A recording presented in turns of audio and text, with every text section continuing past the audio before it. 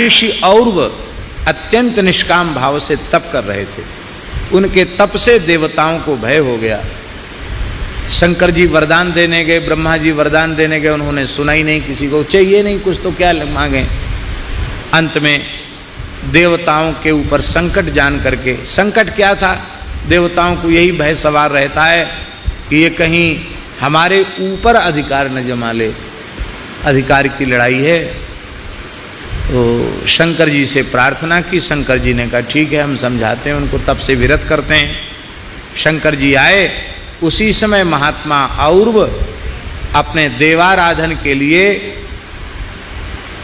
तुलसी, पुष्प, कमल, बिल्व आदि का संग्रह करने के लिए योग बल से हिमालय से ऋषिकेश पधारे। तो शंकर जी ने उनके आश्रम को अपने तीसरे नेत्र से देख करके दग्ध कर दिया, जला दिया। आश्रम दग्ध हो गया।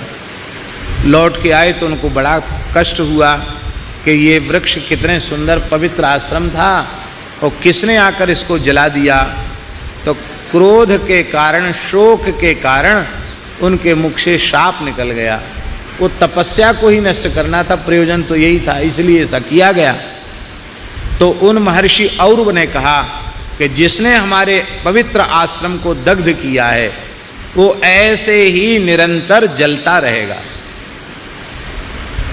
उसकी दाह कभी शांत नहीं होगी, उसके भीतर जलन होती रहेगी। मुख से वाणी निकलते ही कैलाश में विराजमान भगवान शिव, उनका सारा शरीर जलने लग गया। हाहाकार कर उठे, तीनों लोकों में भ्रमण किया, कहीं दाह शांत नहीं हुआ। तब उन्होंने पार्वती जी से कहा कि देवी अब इस कष्ट से त्राण कैसे मिले, ये महर्षि औरव का शाप है। तो उन्होंने कहा भगवान नारायण के पास चलें, वही समाधान निकालेंगे। तो भगवान शिव पार्वती, ये आज ताजी ताजी कथा सुना रहे हैं। आज सवेरे हमने लगभग 4:30 बजे जो 12 पुराण का मूल पारायण किया, उसी में ये कथा आई। गो महिमा से संबंधित कथा है, इसलिए हम सुना रहे हैं। तो भगवान बद्रीनारायण ने कहा कि भगवान आपका स्वागत है, आप पधारो। बोले स्वागत तो पीछे कर लेना, हम तो जले जा रहे हैं, हमारी रक्षा करो। तब उन्होंने कहा कि ब्रह्मर्षि औरव का शाप किसी भी प्रकार से नष्ट नहीं हो सकता। केवल एक ही उपाय है, संपूर्ण पाप, शाप, ताप और संताप, इसका समन करने की यदि किसी में सामर्थ्य है तो वह केवल गौ माताओं में सामर्थ्य है। गाय कृपा करें तो आपकी जलन शांत हो सकती है। ऋषि के क्रोधाग्नि से जो उत्पन्न दाह है वो शांत हो सकता है। तब फिर भगवान बद्रीनाथ ने, भगवान शिव पार्वती ने गौ माताओं की प्रार्थना की। तो वहाँ से 77 गाय निकली। कितनी? सप्तति लिखा है 12 पुराण में। 77 गाय निकली और गाय जहाँ से प्रकट हुई उस तीर्थ का नाम हुआ गो निष्क्रमण तीर्थ।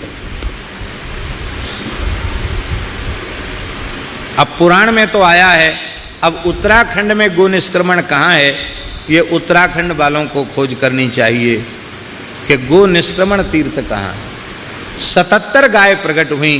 उन गायों को भगवान शिव ने प्रणाम किया और वे गो माताएं भगवान शिव के ऊपर खड़ी हो गई और सबने अपने थनों से दूध की धारा बरसाना आरंभ किया।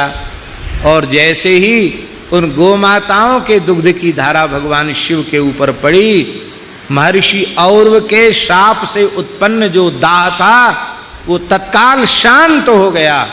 और भगवान ने कहा जो गाय के दुग्ध से मेरा अभिषेक करेंगे उनके भी पाप, ताप, संताप सब नष्ट होंगे और उनके अभीष्ट की पूर्ति हो जाएगी, मनोरथों की पूर्ति हो जाएगी। पर भैया हाथ जोड़ के प्रार्थना, भी श्रावण आने वाला है तो पूरे देश में लोग शंकर जी का अभिषेक करेंगे, पर पन्नी वाले दूध से मत करना, अमूल फमूल डेयरी जो हैं उनके दूध से मत करना, सिंथेटिक दूध से मत करना। वेद लक्षणा भारतीय देसी गाय का प्रामाणिक रूप से दूध उपलब्ध हो तो ही अभिषेक करना, और नहीं तो केवल पवित्र जल से अभिषेक कर दो।